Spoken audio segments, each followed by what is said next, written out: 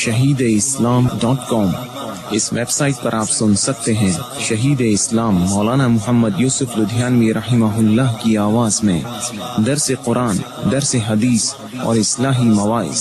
خالق و کلی شیء، ہر چیز کے پیدا کرنے والا، ہر چیز اس کی مخلوق اور وہ سب کا خالق۔ جبکہ شہید اسلام کی تصانیف آن لائن پڑھ بھی سکتے ہیں۔ اس کے علاوہ اس ویب سائٹ پر آپ سن سکتے ہیں ممتاز علماء کرام کے اصلاحی بیانات۔ اسی لیے اللہ پاک جل شانہ نے قرآن کریم میں اعلان کر دیا، فرمایا قل اطیعوا اللہ والرسول۔ www.shahideislam.com۔ الحمد للہ نحمده ونستعینه ونستغفره ونؤمن به ونتوکل علیہ ونعوذ باللہ من شرور انفسنا ومن سیئات اعمالنا، من يهده الله فلا مضل له ومن يضلل فلا هادي له، ونشهد ان لا اله الا الله وحده لا شريك له، ونشهد ان سيدنا ومولانا محمدا عبده ورسوله صلی اللہ تعالی علیہ وعلى آلہ واصحابہ بارک وسلم تسلیما کثیرا کثیرا، اما بعد،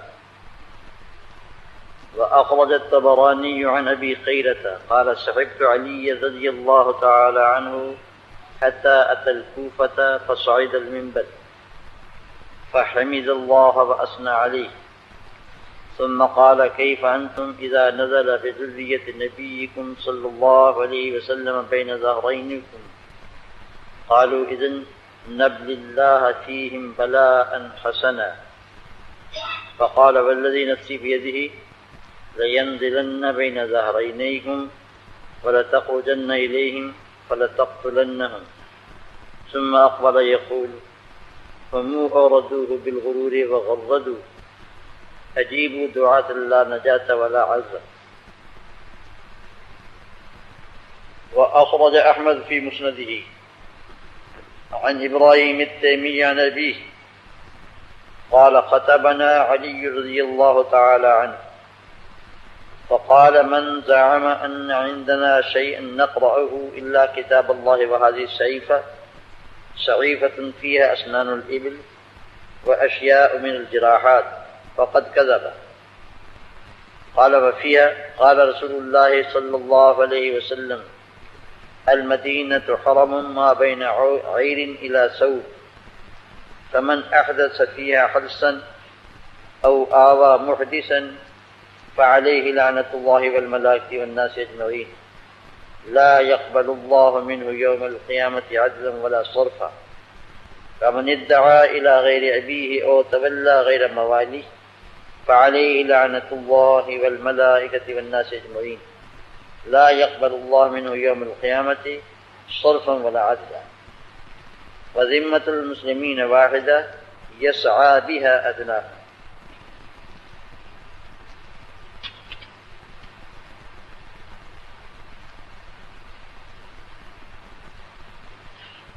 امام طبرانی نے ابو خیرہ رحمہ اللہ سے نقل کیا ہے کہ میں حضرت علی رضی اللہ تعالیٰ عنہ کے ساتھ تھا یہاں تک کہ آپ کوفے پہنچے، پس منبر پر تشریف لے گئے، اللہ کی حمد و ثنا کے بعد فرمایا کہ تمہارا کیا حال ہوگا جب کہ تمہارے نبی صلی اللہ علیہ وسلم کی اولاد پر تمہارے سامنے حادثہ نازل ہوگا۔ ان لوگوں نے کہا کہ ہم اس وقت اللہ تعالیٰ کو ان کے معاملے میں بہترین معاملہ کر کے دکھائیں گے۔ فرمایا اس ذات کی قسم جس کے قبضے میں میری جان ہے، تمہارے سامنے یہ حادثہ نازل ہوگا، تم ان کی طرف نکلو گے، بس ان کو قتل کر دو گے۔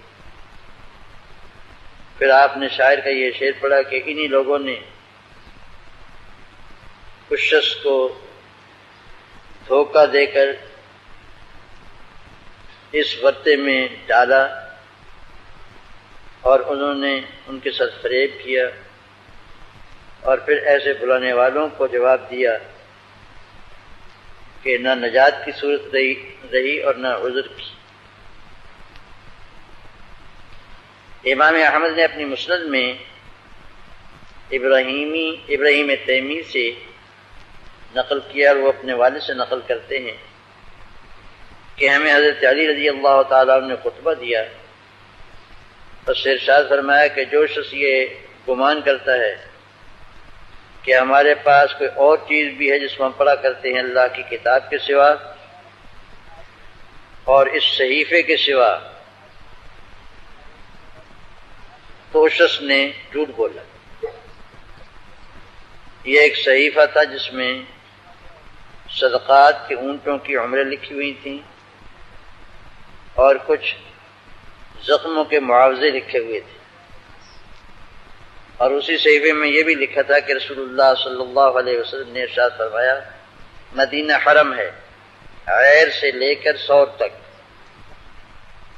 جو شخص اس میں کوئی نئی بات ایجاد کرے یا کسی بدعتی کو پناہ دے تو اس پر اللہ تعالیٰ کی، فرشتوں کی اور تمام انسانوں کی لعنت۔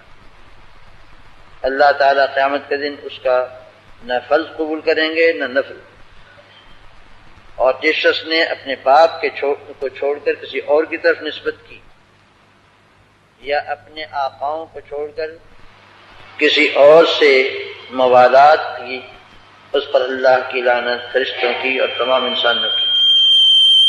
اللہ تعالیٰ اس سے نہ فرض کو قبول کریں گے قیامت کے دن اور نہ نفل۔ اور مسلمانوں کا پناہ دینا ایک ہی ہے، اس میں ادنا سے ادنا آدمی بھی کوشش کر سکتا ہے۔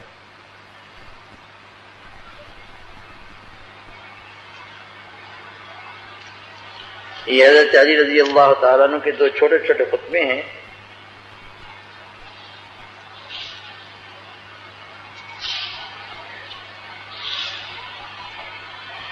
پہلے خطبے میں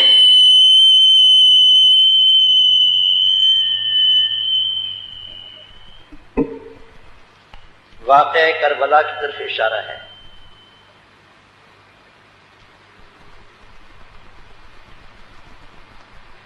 ابو خیرہ کہتے ہیں کہ میں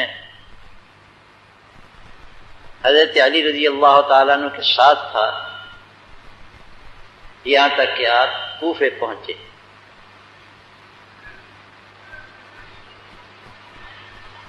کوفے پہنچنے کے بعد آپ نے خطبہ دیا، ممبر پر تشریف لے کے خطبہ دیا۔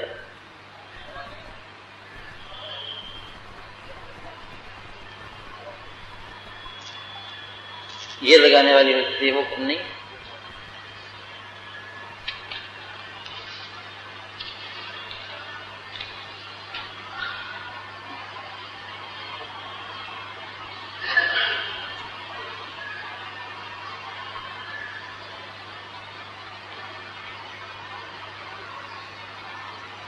اور اس خطبے میں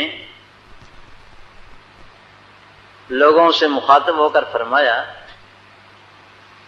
کہ اس وقت تمہارا کیا حال ہوگا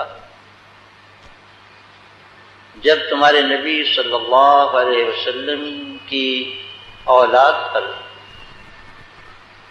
تمہاری آنکھوں کے سامنے حادثہ نازل ہوگا۔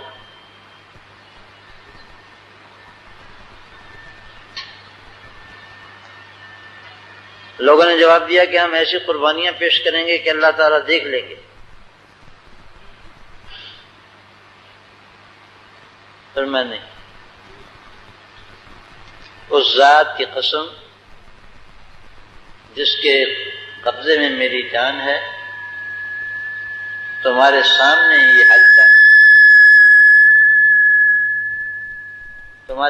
یہ حادثہ نازل ہوگا اور تم ایسا کرو گے کہ نکل کر کے ان کو قتل کرو گے۔ پھر آپ نے شاعر کا ایک شعر پڑھا یہ یہاں لگانے والے نہیں ہیں، دور گئے ابھی لگا رہا ہے دکان سے منگوا رہا ہے۔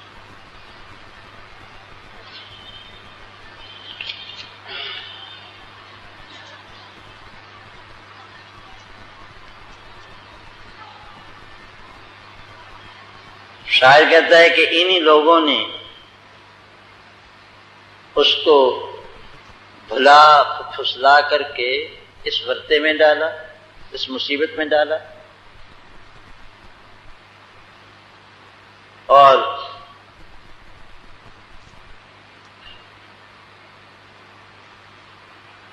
ان لوگوں نے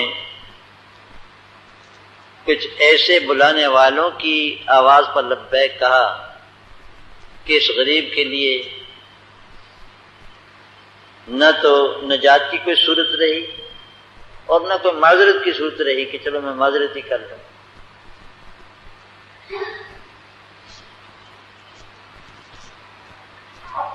حضرت علی کرم اللہ وجہہ کو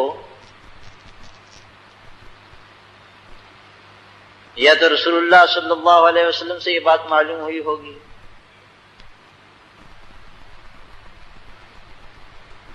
یا من جانب اللہ ان پر منکشف ہوا ہوگا یہ واقعہ۔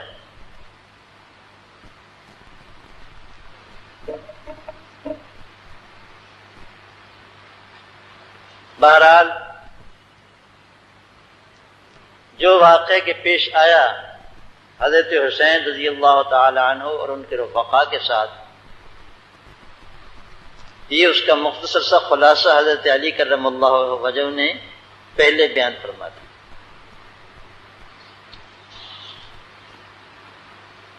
یہ خطبہ ہے سن 25 کا،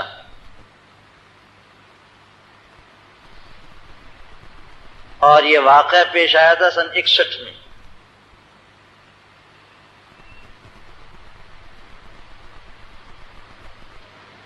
گویا 35-36 سال کا فاصلہ ہے درمیان۔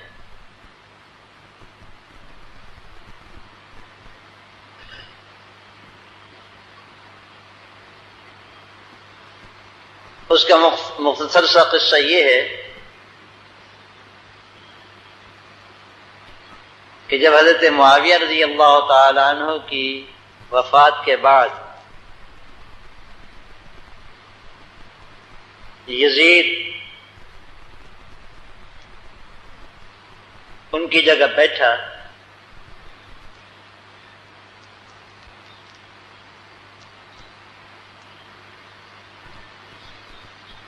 تو وہاں کے گورنر کو مدینے کے گورنر کو اس نے سب سے پہلا حکم یہ جاری کیا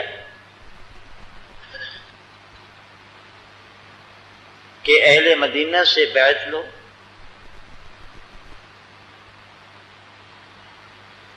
اور خصوصیت کے ساتھ 4 آدمیوں سے، عبد الرحمن ابن ابی بکر، عبداللہ ابن عمر،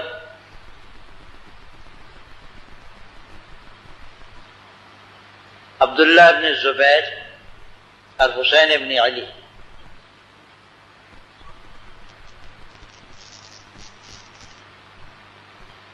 یہ چاروں بزرگ اس وقت کے اشراف اور اہل مدینہ میں سب سے زیادہ معزز تھے۔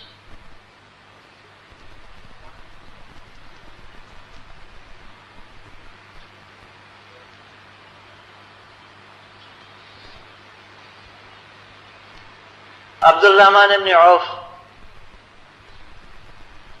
نے، عبد الرحمن ابن ابی بکر نے اور حضرت عبداللہ ابن عمر رضی اللہ تعالی عنہما نے تو یہ کہا کہ سب کو بلائیے، ہم بھی کر لیں گے بیعت، کوئی بات نہیں۔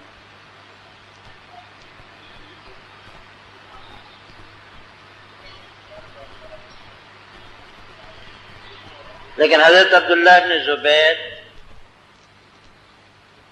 اور حضرت حسین رضی اللہ تعالی عنہما یہ دونوں بزرگ رات رات نکل گئے، مدینے سے مکے چلے گئے۔ www.shahideislam.com اور جا کر حرم میں پناہ گزین ہو گئے۔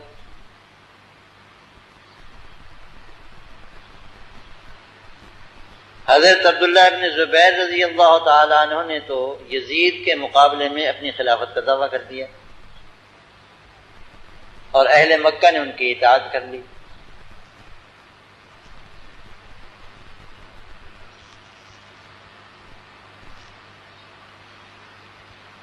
حضرت حسین رضی اللہ تعالیٰ عنہ خاموش تھے، چپ چاپ تھے، لیکن اہل کوفہ نے ان کو بلوایا اور بقول مؤرخین کے اتنے خطوط لکھے کہ 2 تھیلے بھر گئے اس سے.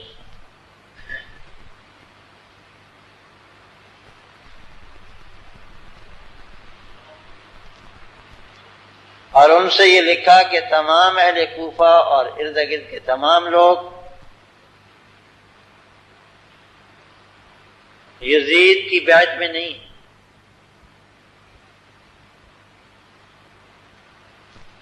یزید کے فسق و فجور کی وجہ سے یا اس کی نااہلیت کی وجہ سے اس کو خلیفہ بنانے پر راضی نہیں،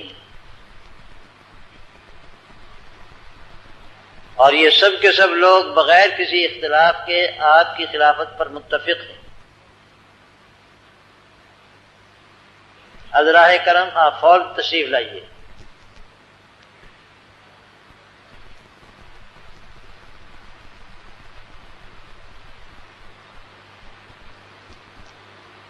اس طرح ان کے مسلسل خطوط آنے کی وجہ سے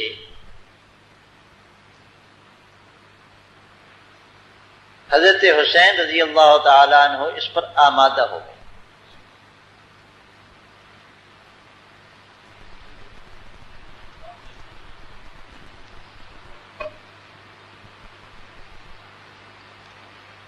لیکن از راہ احتیاط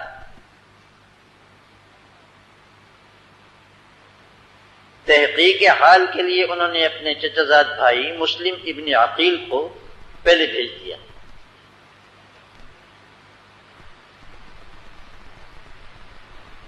وہ وہاں پہنچے تو تمام لوگوں نے ان کا استقبال کیا اور ان کے ہاتھ پر حضرت حسین رضی اللہ تعالیٰ عنہ کی غائبانہ بیعت کی.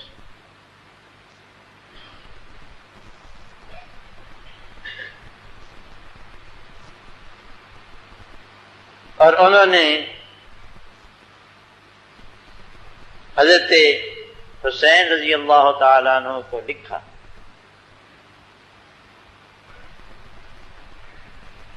کہ آپ تشریف لائیے، حالات صحیح.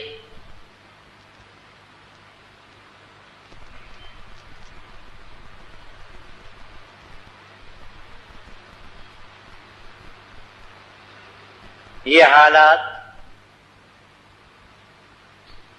یزید کو بھی پہنچ رہے تھے، اس کی بھی اپنی سی آئی ڈی ہوگی.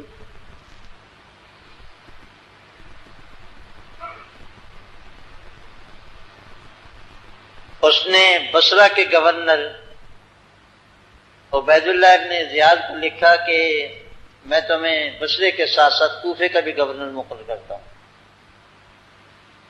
فوراً وہاں پہنچ کر حالات کو کنٹرول کرو.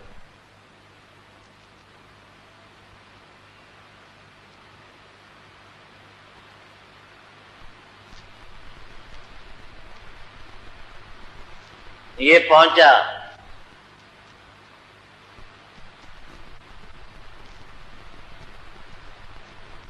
تو اس نے جا کر کے وہاں کے اشراف وغیرہ کو جمع کیا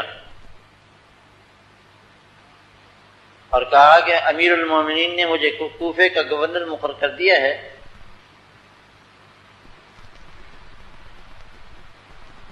اب تم جانتے ہو کہ میں کون ہوں.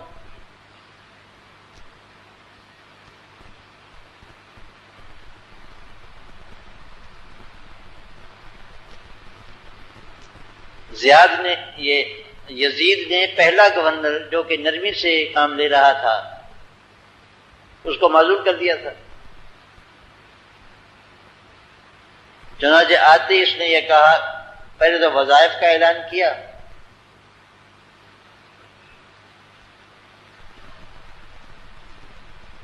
اور اس کے بعد کہا کہ مجھے یہ بات معلوم ہوئی ہے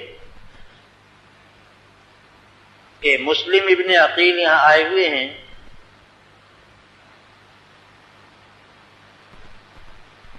اور وہ حسین کی طرف سے بیعت لے رہے ہیں۔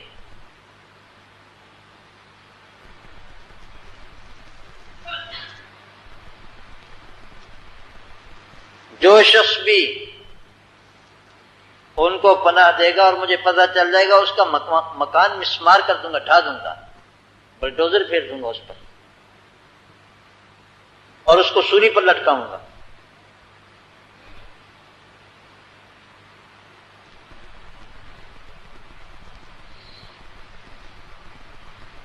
مورخین کے مطابق حضرت مسلم ابن عقیل دارالعمارت پر، یہ گورنر ہاؤس کو آج کی اصطلاح میں قبضہ کرنے کے لیے نکلے۔ ان کے ساتھ 40,000 آدمی تھا جو ان کی بیعت میں شامل ہو چکا تھا، لیکن جوں جوں وہ آگے بڑھے لوگ تتر بتر ہوتے رہے اور ایک آدمی بھی ساتھ نہیں رہا۔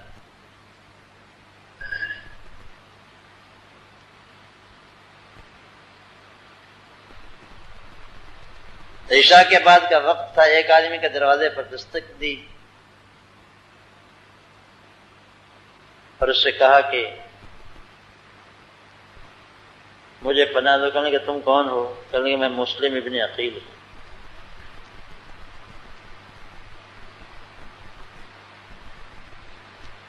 اس نے پناہ نہیں دی۔ دوسرے دروازے پر گئے، بہرحال تیسرے دروازے پر گئے تو اس نے کہا کہ آپ تشریف لائیے، جو ہونا تھا وہ ہو جائے گا۔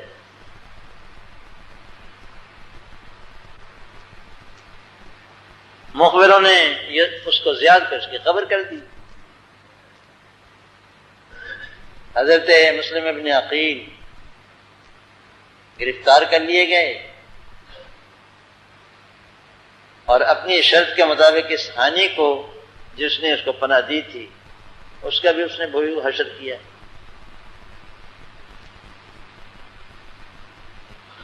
درمیان میں یہ قصہ ہوا کہ حضرت مسلم ابن عقیل نے جب حالات کا رنگ بدلتے ہوئے دیکھا تو ایک آدمی کوفے جا رہا تھا، اس کو کچھ اجرت دینے پر آمادہ کر دیا، یہ پیغام دے کر کہ حضرت حسین سے کہہ دینا کہ وہ تشریف نہ لائیں۔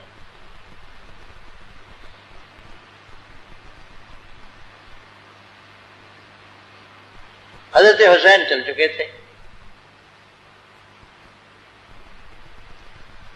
جب وہاں سے چلے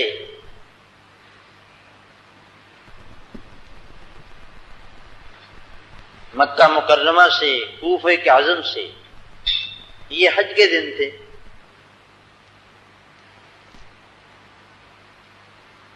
اور غالباً ذی الحجہ کی 8 تاریخ تھی، کل کو حج ہونے والا تھا۔ انہوں نے احرام نہیں باندھا ہوا تھا۔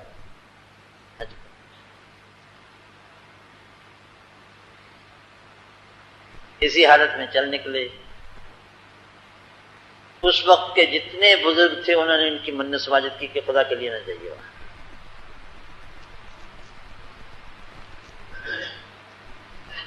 سب سے زیادہ جو زور دیا وہ حضرت عبداللہ ابن عباس تھے۔ انہوں نے کہا کہ آپ اہل کوفہ سے واقف نہیں ہیں، یہ وہی لوگ نہیں ہیں جنہوں نے آپ کے والد کو دھوکہ دیا تھا، یہ وہی لوگ نہیں ہیں جنہوں نے آپ کے بھائی حضرت حسن کو زہر دیا تھا۔ آپ ان کے فریب میں نہ آئیں، خدا کے لیے آپ اپنی جان کو ہلاکت میں نہ ڈالیں۔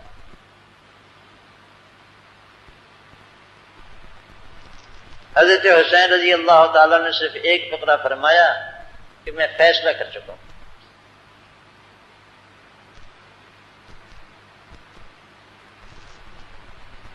حضرت عبداللہ بن عباس رضی اللہ تعالی عنہما کہنے لگے کہ اگر آپ کو جانا ہی ہے تو میری ایک گزارش قبول کر لیجئے کہ عورتوں اور بچوں کو ساتھ نہیں لے جائیے.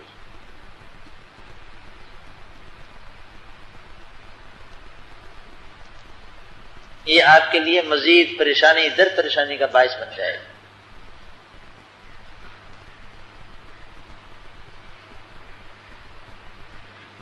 نہیں کہنے لگے میں اس کا بھی فیصلہ کر چکا ہوں کہ عورتیں اور بچے بھی ساتھ ہیں.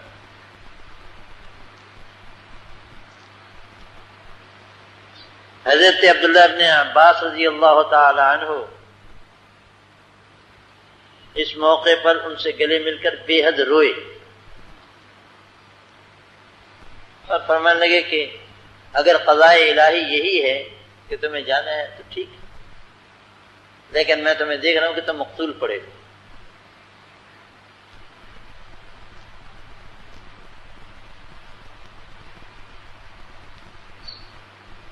حضرت حسین رضی اللہ تعالیٰ عنہ چل پڑے اور ادھر مسلم ابن عقیل کے ساتھ پہلے خط کے بعد دوسرا ان کا یہ قصہ پیش آیا، حالات بدلے تو ان کا دوسرا خط نہیں پہنچا، اور جب پہنچا تو یہ راستے میں تھے کہ 4 منزلیں یا 5 منزلیں آگے جا چکے تھے.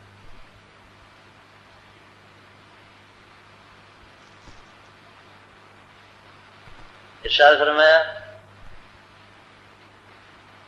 اپنے ساتھیوں کو جمع کیا اور کہا کہ مسلم ابن عقیل کا تو یہ حال ہوا ہے اور ان کا یہ خط ملا ہے مجھے، اب کیا رائے ہے؟ میرے خیال میں تو لوٹ جانا چاہیے واپس.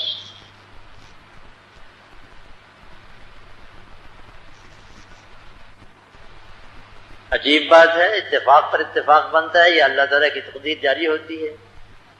مسلم ابن عقیل کے عزیز و اقارب اور ان کی اولاد ڈٹ گئی کہ ہم نہیں واپس ہوں. www.shahideislam.com. اب وہ بگڑ گئے.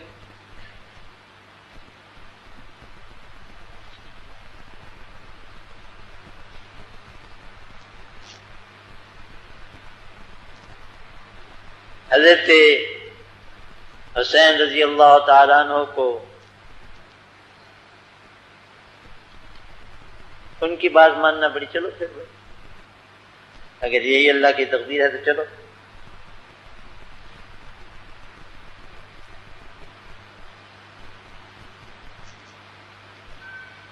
میدان کربلا میں پہنچے جو کوفے کے سے ابھی کافی فاصلے پر تھا.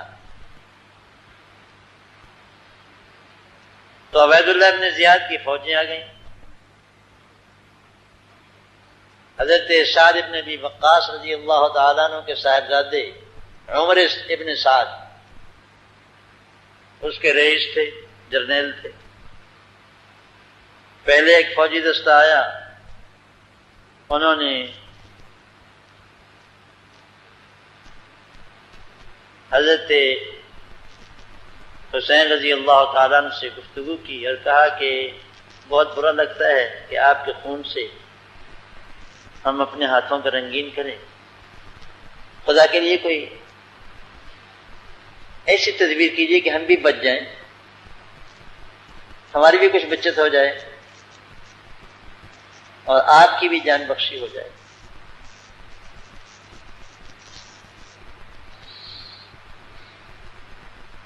حضرت حسین رضی اللہ تعالیٰ نے فرمایا میں واپس چلا جاتا ہوں، یا مجھے اجازت دے دو کہ میں مسلمانوں کی کسی سرحد پر چلا جاؤں جہاں جہاد ہو رہا ہے، جہاد میں شہید ہو جاؤں گا.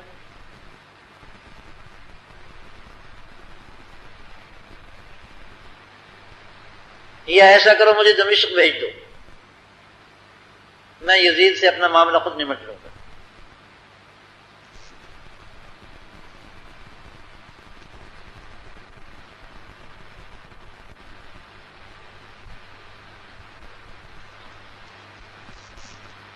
اس سپہ سالار نے کہا کہ یہ تو بہت اچھی بات ہے، ایک بہت بڑے حادثے کے ساتھ 2-4 ہونے سے ہم محفوظ ہو جائیں گے. اس نے گورنر صاحب کو خط لکھا کہ حسین ان شرائط پر راضی ہیں. اس نے ڈانٹ کا خط لکھا کہ تمہیں اس کے لیے میں نے بھیجا تھا.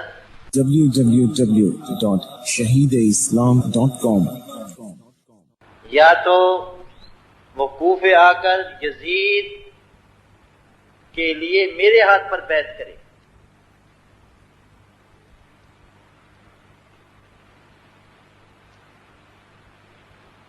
اور یا پھر ختم مسئلہ. حضرت حسین رضی اللہ تعالیٰ نے فرمایا کہ مجھے دمشق بھیج دو، میں خود اس سے معاملہ نمٹ لوں گا. اگر وہ مجھے بیعت کے لیے مجبور کریں گے تو میں بیعت کر لوں گا،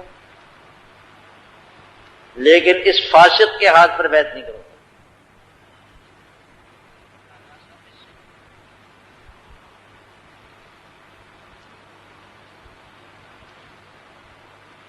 باہر کا جو آگے پھر جو ہونا تھا ہوا. یہ جو میں نے ذکر کیا ہے کہ مجھے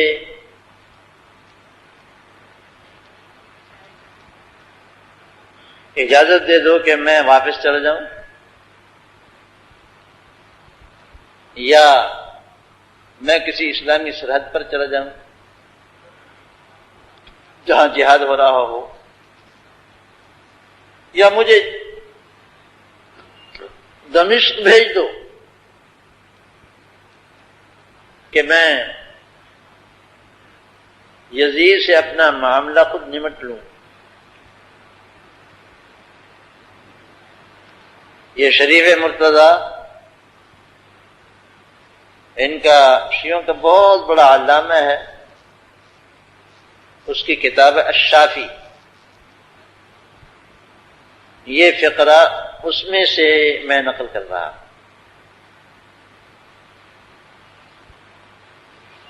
میرے پاس وہ کتاب موجود ہے وہاں ملتان میں، ختم نبوت کے دفتر میں ہمارے موجود ہے کتاب. اس کا اس صفحے کا میں فوٹو بھی بنا کر کے لایا تھا، پتہ نہیں کہیں رکھ دیا ہوگا. اور یہ تو میں لفظ بول رہا ہوں کہ میں یزید سے اپنا معاملہ نمٹ لوں. اس میں سید مرتضیٰ نے جو الفاظ نقل کیے ہیں وہ یہ ہیں فَأَضَعُ يَدَيْ فِي يَدِهِ، میں اپنا ہاتھ اس کے ہاتھ میں دوں.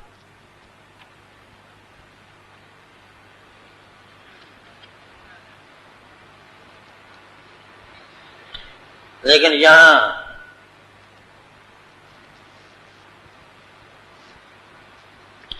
دی ہست حسین، ایمان ہست حسین، اور فلاں ہست حسین، سرداد بنداد دست در دست یزید، حقہ کے بنا لا الہ ہست حسین. یہ ایک معین شیعہ ہوا ہے، اس کا شعر ہے، ربائی ہے اس کی، اور یار لوگوں نے اس کو منسوخ کر دیا خواجہ معین الدین اجمیری کی طرف کہ حضرت خواجہ معین الدین اجمیری کی یہ ربائی، معین الدین چشتی رحمہ اللہ تعالی ان کی نہیں ہے. یہ سرداد و نداد دست در دست یزید، سر دے دیا لیکن یزید کے ہاتھ میں ہاتھ نہیں دیا. حقہ کے بنا لا الہ ہستی حسین، واقعی لا الہ کی بنیاد حسین. لا حول ولا قوة.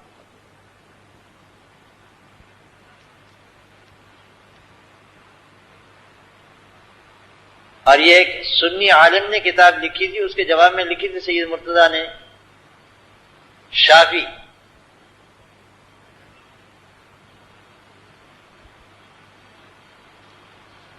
اور اس کی خود ہی شرح کی تھی میرے شرح شافی. اس میں یہ الفاظ ہیں مجھے اجازت دے دو میں واپس چلا جاؤں،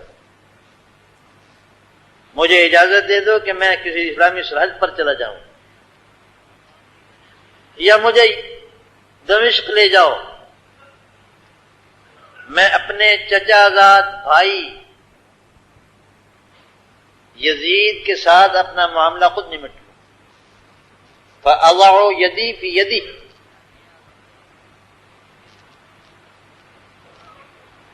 بہرکیف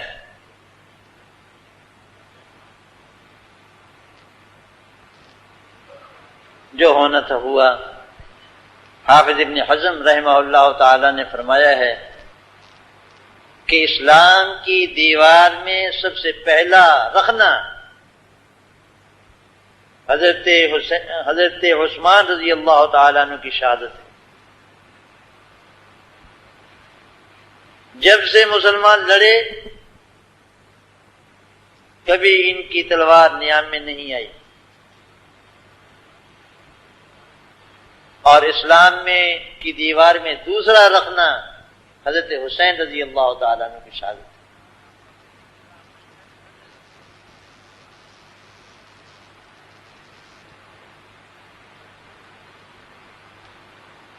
میں نے بھی اس پر چھوٹا سا ایک رسالہ لکھا تھا۔ زیادہ باتیں میں اس قسم کی موضوع پر نہیں کرتا ہوں، کوئی اونچ نیچ ہو جاتی ہے۔ حضرت حسین رضی اللہ تعالیٰ عنہ برحق تھے، شہید مظلوم ہیں،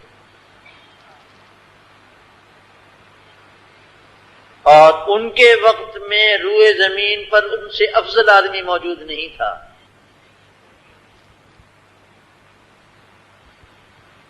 یہ ہمارا عقیدہ ہے۔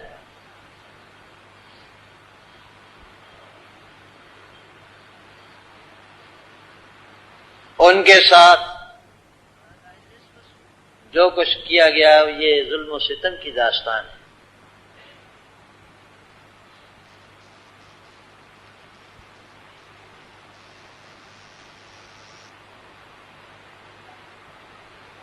اور یہ بن باپ کا بیٹا زیاد، اس کا یہ لڑکا تھا عبید اللہ حرام زادہ۔ عبید اللہ ابن زیاد، صحابہ زیاد کو زیاد ابن ابی کہا کرتے تھے، زیاد اپنے باپ کا بیٹا، باپ ہے ہی نہیں، کس کا نام نہیں، بہرحال کسی باپ سے ہی پیدا ہوا ہوگا۔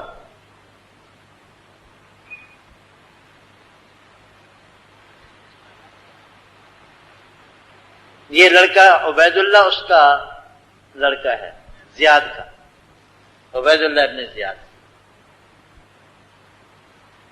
ایک زمانے میں زیاد کوفے کا گورنر رہا تھا، اور حضرت حسین رضی اللہ تعالیٰ عنہ کے قصہ نمودار ہونے پر یزید نے اس کو گورنر بنایا تھا۔ جو لوگ کہتے ہیں کہ یزید بالکل بے قصور ہے، غلط کہتے ہیں۔ اگرچہ بعد میں جب عبید اللہ ابن زیاد نے ان کو شہید کروا دیا اور یزید کو یہ اطلاع پہنچی تو وہ رویا اور رو کے کہنے لگا لعن اللہ ابن مرجانہ، اللہ کی لعنت ہو ابن مرجانہ پر، عبید اللہ، میں اس سے کم بات پر بھی راضی ہو جاتا۔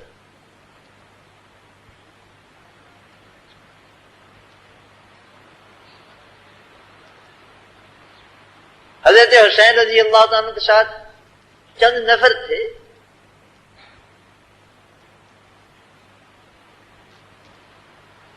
اپنے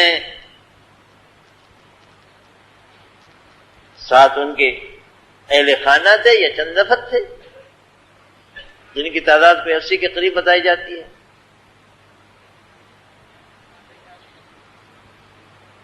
سوال یہ پیدا ہوتا ہے کہ آخر دنیا میں یہ کیا انقلاب پیدا کر دیتے؟ www.shahideislam.com زیادہ سے زیادہ ان کو نظر بند کر دیتے۔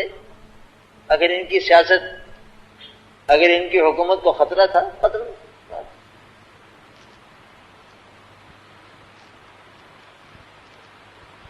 مولانا عبد الشکور لکھنوی رحمہ اللہ تعالی، ان کے ایک نام ہم نام بزرگ ہیں مولانا عبد الشکور صاحب، انہوں نے ایک رسالہ لکھا تھا قاتلان حسین کی خانہ تلاشی۔ بتایا تھا کہ شیعوں نے بلوایا ہے، شیعوں نے قتل کیا ہے. اور میں نے بھی ایک دفعہ کہا تھا کہ انہوں نے بلوا کر کے مارا ہے حضرت حسین رضی اللہ تعالیٰ عنہ کو. حضرت حسین رضی اللہ تعالیٰ عنہ کی شہادت کے بعد پھر کوفے میں ایک تحریک اٹھی، اور اس تحریک کا نام تھا توابین، توبہ کرنے والے. جب حالات ذرا پرسکون ہو گئے تو انہوں نے کہا کہ ہم نے بڑا ظلم کیا، حضرت حسین کو خود بلایا اور خود شہید کیا، اب توبہ کرنی چاہیے ہمیں. وہ تمام لوگ جو حضرت حسین رضی اللہ تعالیٰ عنہ کے شہید کرنے میں ملوث تھے، اللہ تعالیٰ نے ان کو ٹکڑے ٹکڑے کیا.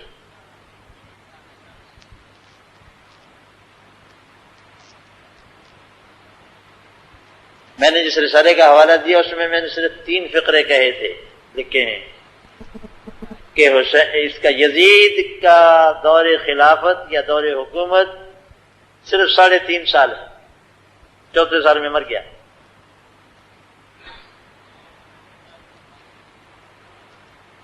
اس کے مختصر سے دور حکومت میں حضرت صلی اللہ علیہ وسلم کے اہل بیت پر کیا گزری سب کو معلوم.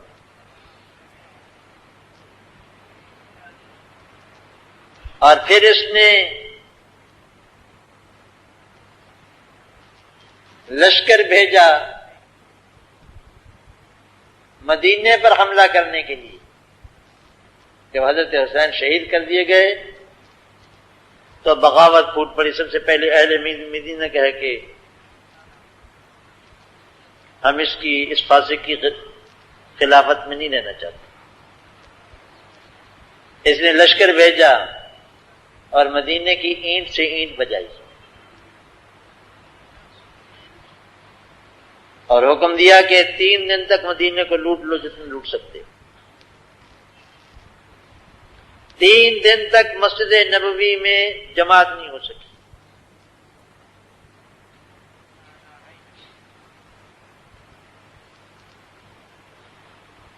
یہ یزید کا دور خلافت ہے.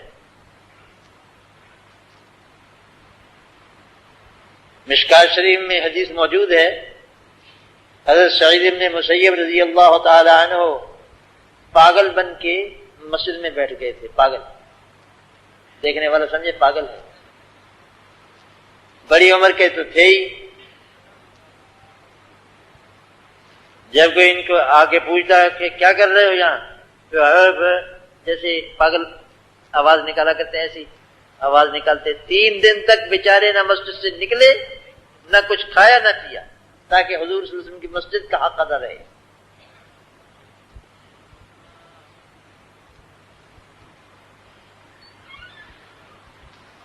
ان کی زبان سے نقل کیا گیا ہے کہ جب اذان کا نماز کا وقت ہوتا تھا کنت اسمع حمامۃ من قبر رسول اللہ صلی اللہ علیہ وسلم،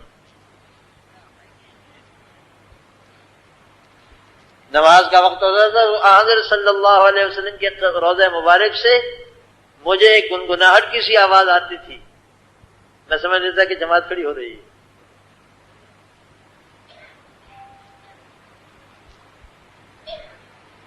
یہاں سے فارغ ہوئے 1000 آدمی مہاجرین و انصار کی اولاد میں سے قتل کیا گیا. 3 دن تک مسجد نبوی معطل رہی. پھر یہ مسلم ابن عقبہ رئیس تھا اس لشکر کا، جس کو مورخین مسلم کی جائے مصرف کہتے ہیں. اس کو حکم دیا تھا یزید نے کہ مدینے سے فارغ ہو کر پھر مکے جاؤ. وہاں عبداللہ ابن زبیر نے اپنی حکومت بنائی ہوئی تھی. یہ وہاں گیا لیکن راستے میں مر گیا. اس نے اپنا جانشین کسی اور کو بنایا، سپہ سالار کسی اور کو بنایا. وہ پہنچا اور اس نے جا کر کے بیت اللہ شریف پر سنگ باری کی. بیت اللہ شریف شہید کیا گیا.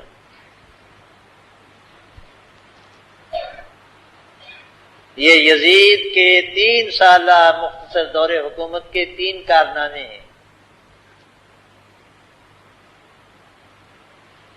اہل بیت کی، حضرت صلی اللہ علیہ وسلم کے اولاد کی بے حرمتی، حضرت صلی اللہ علیہ وسلم کے شہر کی بے حرمتی، اور بیت اللہ العظیم کی بے حرمتی۔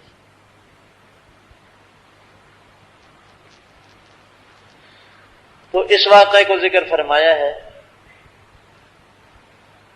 ان توابین کا گناہ پھر معاف نہیں ہوا اور آج تک معاف نہیں ہوا۔ آپ دیکھتے نہیں ہو کون سا سینے کو بھی کرتے ہیں،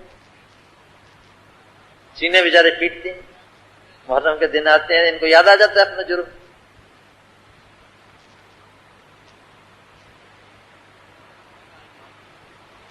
یہ 2 بورے جو خطوں کے لکھے تھے سنیوں نے نہیں لکھے، شیعوں نے لکھے تھے، پوچھ لو، انہوں نے بلوایا اور بلا کر کے حضرت حسین رضی اللہ تعالیٰ عنہ کے ساتھ بے وفائی اور غداری کی۔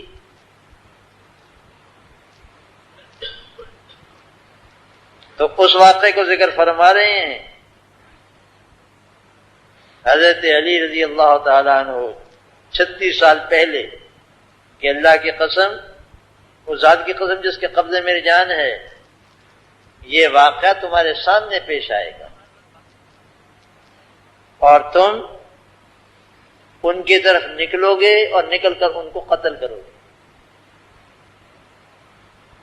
نہ اہل مدینہ، نہ اہل مکہ، نہ مسلمانی کی کوئی اور بستی، نہ کوئی اور آبادی، یہ جتنے کے جتنے لشکر تھے قاتلین کے، یہ سارے کے سارے کوفے کے تھے، اور کوفہ سارے کا سارے شیعوں کا تھا۔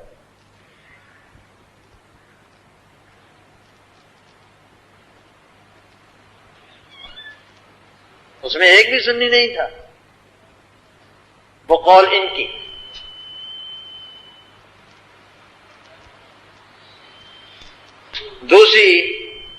دوسرے خطبے میں ہے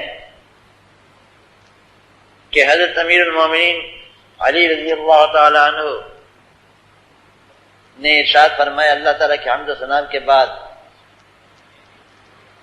کہ جو شخص یہ دعویٰ کرتا ہے کہ اللہ کی کتاب کے سوا ہمارے پاس کوئی اور کتاب ہے، آپ کی نیام کی تلوار کی نیام میں ایک صحیفہ یعنی ایک خط سا رہتا تھا، وہ رسول اللہ صلی اللہ علیہ وسلم نے ان کو لکھوایا تھا۔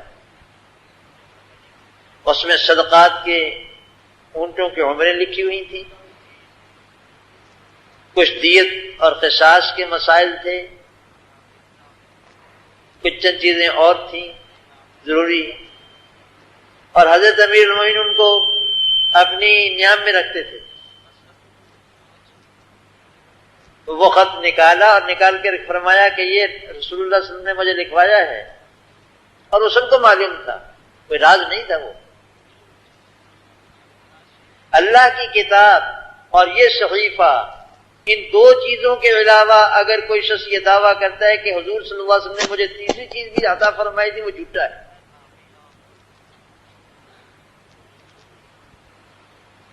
یہ شیعہ اس وقت پروپیگنڈا کرتے تھے خفیہ کہ امیر المومنین باب العلم ہے، اور حضور صلی اللہ علیہ وسلم نے ان کو وہ کچھ بتایا ہے کہ باقی کسی کو نہیں بتایا۔ وہ وصی و رسول اللہ ہیں۔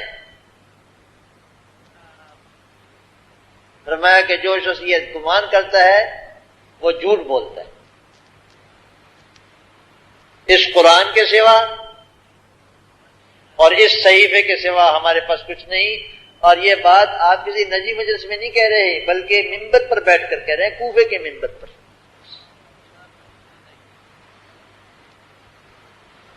اور یہیں سے یہ بات بھی معلوم ہو جائے گی کہ امیر المومنین کا کوئی قرآن اس قرآن کے سوا نہیں تھا۔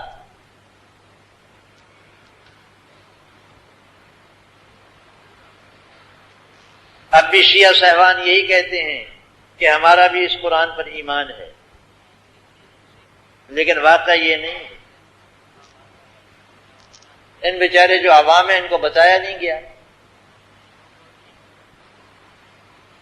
میرے پاس ایک لڑکی کو لائے، ان کے بھائی شیعہ تھی، اتنا دفتر اس نے شبہات کا تیار کر رکھا تھا اہل سنت کے خلاف. میں نے اس کو کہا کہ بیٹی اور چیزیں تو بعد میں دیکھیں گے، اب مسلمانوں میں ایک چیز تو متفق علیہ ہے نا، یعنی قرآن کریم. میں نے کہا ٹھیک ہے. کہنے لگی ٹھیک ہے. میں نے کہا حضور اقدس صلی اللہ علیہ وسلم کی ذات اور کلام الہی یہ دو چیزیں تو ایسی ہیں جو متفق علیہ ہیں تمام مسلمانوں کی. ٹھیک ہے. میں نے کہا کہ جو لوگ یہ کہتے ہیں کہ یہ قرآنی غلط ہے ان کا مسلمانی میں کتنا حصہ ہے؟ کہنے لگی کوئی حصہ نہیں. ان شیعوں کا چھاپا ہوا ترجمہ فرمان علی موجود ہے میرے پاس، جس کو چاہے دیکھنا چاہے دیکھ لے. اس کے مقامات پر میں نے نشان لگا رکھا ہے، اور اس میں لکھا گیا کہ یہ آیت یہاں کی نہیں تھی، خام خواہ کسی غرض کے لیے یہاں داخل کر دی گئی، یعنی قرآن غلط. اور ایک جگہ لکھا کہ یہ لفظ یوں نہیں تھا، یوں تھا. 14ویں پارے میں ہے، اللہ تعالیٰ فرماتے ہیں ابلیس کے ساتھ مکالمہ ہو رہا ہے تو اس سے فرماتے ہیں ھذا صراط علی مستقیم. شیعہ اس کو پڑھتے ہیں ھذا صراط علی مستقیم، یہ علی کا راستہ ہے. کہتے ہیں یہ علیہ نہیں ہے بلکہ علی ہے، اور خود غرض لوگوں نے اس کو بدل دیا ہے. میں نے کہا جو لوگ قرآن کریم کی تحریف کے قائل ہیں وہ مسلمان کیسے ہو سکتے ہیں؟ وہ بات اس بچی کی سمجھ میں آئی. کہنے لگی ٹھیک ہے میں پتہ کر کے بتاؤں گا. اس کا بھائی لے کے آیا تھا، دوبارہ نہیں آئے. کافی دنوں کے بعد اس کا بھائی ملا. میں نے کہا وہ تم اپنی بہن کو لے کے نہیں آئے دوبارہ؟ کہنے کہ تمہارے پاس سے اٹھ کر کے وہ اپنے امام باڑے میں گئی، وہاں کے مولویوں سے مجتہدوں سے ملی. تو سب سے پہلے تو انہوں نے یہ کہا کہ تمہیں کس نے کہا تھا کہ تم اس کے پاس جاؤ؟ اور دوسری بات یہ کہا کہ یہ قرآن ہے کہاں؟ یہ تو صحیفہ عثمانی ہے.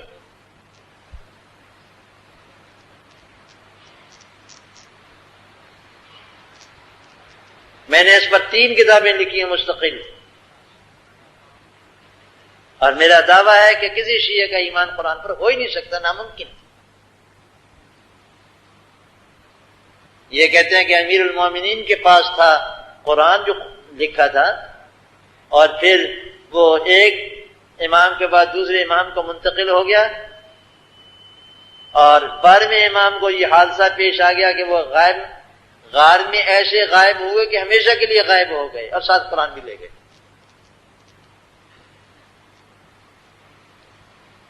میں نے شیعوں صاحبان سے کہا تھا کہ اگر قرآن ہے اللہ کی طرف سے نازل ہوا تھا تو یہی قرآن ہے، اور یا پھر یوں کہو کہ مسلمانوں کے پاس قرآن ہی نہیں ہے، نہ تمہارے پاس نہ ہمارے پاس. یہ تمہارا عقیدہ ہو سکتا ہے، ہمارا نہیں. شیعہ اس وقت بھی یہ تلقین کرتے رہے لوگوں کو کہ امیر المومنین کے پاس ایک الگ قرآن ہے. خیر یہ باتیں تو یوں آ گئی. اب اس خطبے کی میں جو فقرے آئے ہیں اس کی مزید انشاءاللہ پھر کروں گا. چند مسائل اس میں، وہ جو صحیفہ تھا نا رسول اللہ صلی اللہ علیہ وسلم کا، اس میں چند احادیث حضرت امیر المومنین نے نقل کی ہوئی تھیں، ان کی شرح کروں گا انشاءاللہ. سبحانک اللہ. حکیم العصر حضرت اقدس حضرت مولانا محمد یوسف لدھیانوی دامت برکاتہم العالیہ خطاب فرما رہے تھے. موضوع تھا سانحہ Karbala بمقام Jamia Masjid Falah, federal B area, block 14، Nasirabad, Karachi. مورخہ 23 جون 1995 عیسوی بمطابق 24 محرم الحرام 1416 ہجری. اس کے علاوہ اس ویب سائٹ پر آپ سن سکتے ہیں ممتاز علماء کرام کے اصلاحی بیانات. اسی لیے اللہ پاک جل شانہ نے قرآن کریم میں اعلان کر دیا، فرمایا قل اطیعوا اللہ والرسول www.shahideislam.com